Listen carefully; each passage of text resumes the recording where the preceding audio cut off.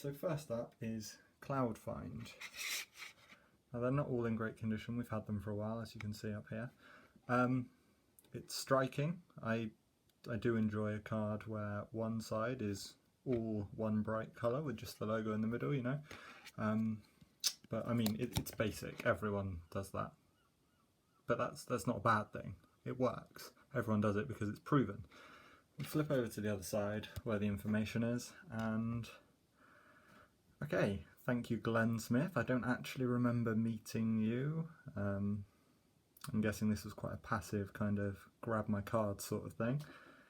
The spacing's really nice. Although it's actually just a use of different weights on the three fonts, they look like completely different typefaces. I know they're not, but I mean, that's kind of a way it comes off. Really simple email address, website, phone number. You don't really need any more.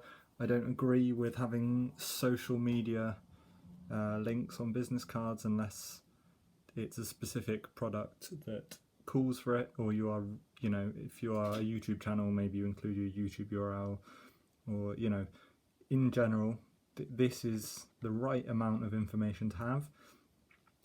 Really nice use of font sizes and different colours, and obviously the background, really simple, doesn't kind of catch your eye or make you pay attention to something else, but it's a nice little effect rather than just having it plain. I'm quite a fan of the right aligned yet still semi-central, loads of space. It's just a really nice card, the cloudfind card. So what is this? Feels really nice. It's very thick and matte. Nice, like a very striking logo, really stands out from that background. It is Chris Price of Zubr Virtual Reality. Ah, okay, yeah. I saw these guys at a conference, a VR conference, obviously. So straight off the bat, they're trying to sell to people that want virtual reality, probably for a specific, campaign. People are using VR, and VR studios are getting a lot of their work. So if I was given this card, I'd know straight away they are virtual reality. I mean, where to find them? Their full address might be a bit much, you know, just Bristol would probably be sufficient. Phone number, email, website. Again, not a fan of having Twitter on there. It's quite small as well. I mean, it's still readable, which is fine. Just in a design, and I feel like, I mean, the logo is, I really like it. But I feel like this card should make me feel virtual reality-y. I don't know how. Maybe some funky effects that would cost a lot of money, but make this feel like a virtual reality company. It's all very basic icons and just as much information as possible. You know, it's not ugly font in any way, but it's very standard indeed. But the thickness, the feel, and the logo and that front, overall I do like it. Moving on to this. Now this is a product. This is a business card for a specific product, and that is actually a chair that you sit on when you're playing virtual reality games, and you can control the game that you're playing by tilting on the chair. I think it vibrates and it plays sounds as well, and like those Weeble toys, if it falls over it goes back up. Really cool product.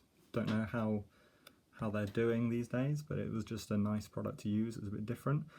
So, I mean, VRGo chair down here is kind of the only thing pointing at what it is. I mean, you can see the product there, but if you can't remember what that specific image is, VRGo chair, but overall it's kind of tough to remember. I just remember because I was one of the people that actually used it. If you were someone that saw it and grabbed a card out of excitement but didn't use it, maybe you wouldn't remember. Not a big fan of their logo. Again, full address, but I mean, email, phone, website, standard. This was Joe Ryan. I think I had a little chat with him actually after using it. Yeah. Overall, not a great card, to be honest. Right, Andrew McGregor from Bodens. Really basic. Not a fan of cards that have things at a different angle.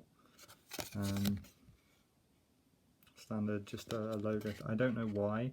Because they have a multicolored logo with gradients, they've chosen to go on white for kind of a safety feel, and it works. I mean, if they had a colour background, it could clash with any of these colours in the logo, but I don't know, it makes the whole thing feel quite cheap. And I mean, the logo is different colours on both sides, so obviously they could have swapped the colour on here with this logo to go on a nice colour background. Also, it doesn't flip correctly, which is annoying. Standard information. Again, standard text that works, but it doesn't look particularly designy and nice, and I don't understand what Boden's doing. I'm going to have to go on their website now because I'm intrigued, which I guess you could say is a good thing for a business card, to get people to look at you more, but you want people to understand immediately. And the final one is, well, it's a bloody portrait one, Do Company. Now there are a few different Do branded things, and I already know what this is because I know the product and I love it. It's the, here we go, the Nook. So that's the product. It's a big, it's a Nook. You can get them custom designed to be a video studio, you can get them to be a little meeting pod. They do all different kinds of ones. You buy them, you stick them in your offices or wherever you want to put them. Really nice. You know, it's nicely designed, it has all the relevant information, has a section for notes, which I love.